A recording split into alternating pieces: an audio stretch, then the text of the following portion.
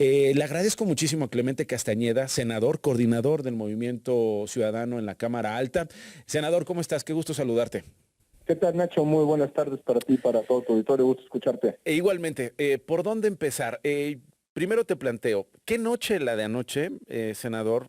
¿Cómo la describirías? Si se te ocurre alguna palabra de lo que pasó, las mamparas, la secrecía, esta violación a la cédula, este atropello a la terna, estos acuerdos políticos, como dijo Javier Corral, el presidente de esta Comisión de Justicia, justificando meter a Rosario Piedra. ¿Qué palabra se te ocurre de lo que desembocó en la reelección de Piedra Ibarra?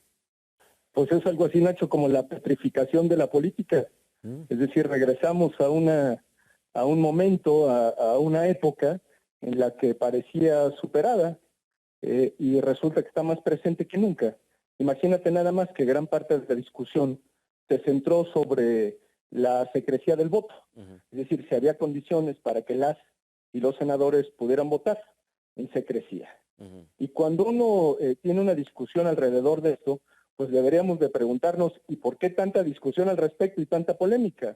Porque evidentemente lo que había era una coacción, presión, intimidación a las y los senadores que quieran ejercer libremente su voto. Y cuando estamos hablando de principios democráticos, pues imagínate. ¿De quién, coordinador? Se decía que detrás estaba el expresidente Andrés Manuel López Obrador, que esta no era una presión ejercida de Palacio Nacional.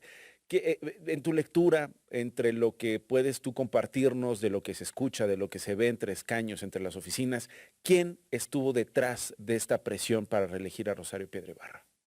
Yo lo que digo es, hay un grupo de senadoras y senadores que da bien, cuyo interés principal es congraciarse con el expresidente de la República.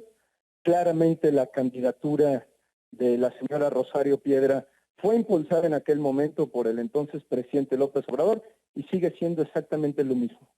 Porque había algunas otras personas durante el proceso y finalmente en la terna, que si bien es cierto no eran contrarias, por decirlo en esos términos, políticamente al régimen, sí mantenían una especie de distancia crítica con el régimen. Y eso hubiera sido muy saludable para el perfil de la Comisión Nacional de Derechos Humanos, pero no.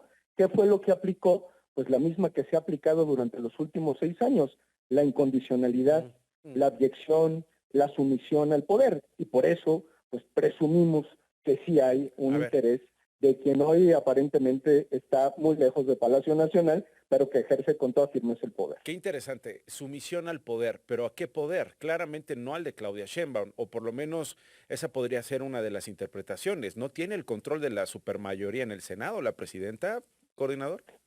Hoy que veíamos y escuchamos a la presidenta referirse al asunto que ocurrió anoche, lo decía con todas sus letras, pero me parece que el lenguaje corporal era mucho más elocuente. ¿Verdad? Pues sí es una decisión del Senado, formalmente sí, informalmente no. Informalmente es una decisión de quien sigue gobernando este país y ejerciendo muchos tramos de control, de presión y de ejercicio del poder de manera informal.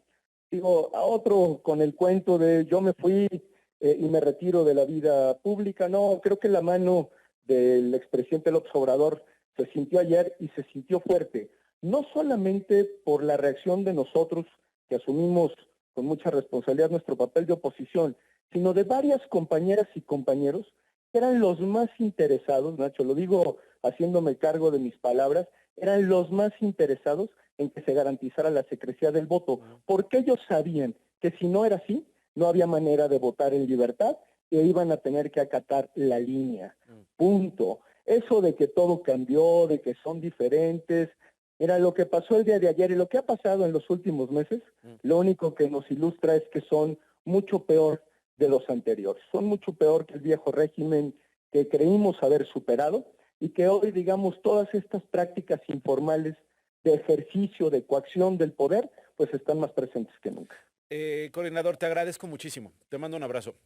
Gracias, abrazo y saludos al auditorio. Gracias.